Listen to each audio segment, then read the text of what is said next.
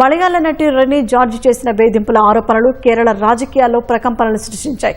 ఓ యువ రాజకీయ నేత 3 ఏళ్లుగా తనను వేధింపులకు గురి చేస్తున్నట్లు నటి ఆరోపించారు. ఆమెను వేధించింది కాంగ్రెస్ ఎమ్మెల్యే రాహుల్ మామ్ కుటాతిల్ ఆరోపిస్తూ బీజేపీ ఆందోళనలు చేసింది.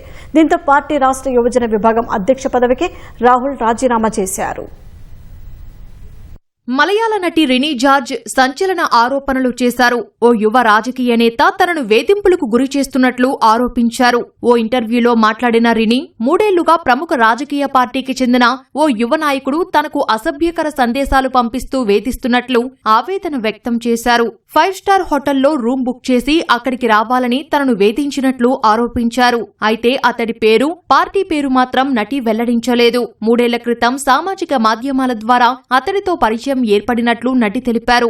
అప్పటి నుంచి తనను వేధిస్తున్నట్లు ఆమె ఆరోపించారు. అతడిపై చర్యలు తీసుకోవాలని ఆ పార్టీకి ఎన్నిసార్లు ఫిర్యాదు చేసినా పట్టించుకోలేదని వాపోయారు. భద్రతా కారణాల దృష్ట్యా న్యాయ వ్యవస్థపై నమ్మకం లేకపోవడం వల్లే అతడిపై ఫిర్యాదు చేయలేదని రెనీ జార్జ్ వెల్లడించారు. తననే కాదు మరికొందరు మహిళలను కూడా అతడు వేధించినట్లు నటి ఆరోపించారు.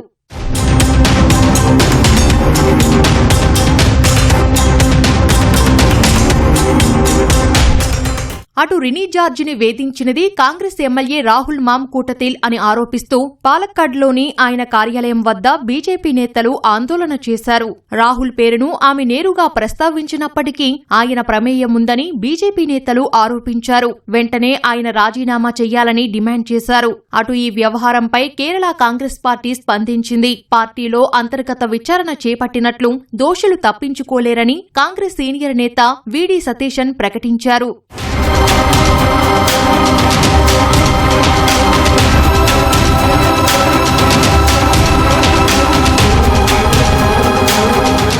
ఈ పరిణామాల నేపథ్యంలో కేరళ యూత్ కాంగ్రెస్ అధ్యక్ష పదవికి రాహుల్ రాజీనామా చేశారు. తనపై వచ్చిన ఆరోపణల విషయంలో పార్టీ పెద్దలతో మాట్లాడానని, వారెవరూ తనను రాజీనామా చేయాలని డిమాండ్ చేయలేదని రాహుల్ చెప్పారు. నటి జార్జ్ తన స్నేహితురాలని, ఆమె ఆరోపణలు చేసిన వ్యక్తి తాను కాదన్నారు. తాను ఎటువంటి చట్టవిరుద్ధమైన చర్యలకు పాల్పడలేదని రాహుల్ వివరణ ఇచ్చారు. ఏ తప్పు చెయ్యకపోయినా తనపై వచ్చిన ఆరోపణలు అవాస్తవాలేనని నిరూపించేందుకు రాజీనామా చేసినట్లు చెప్పారు.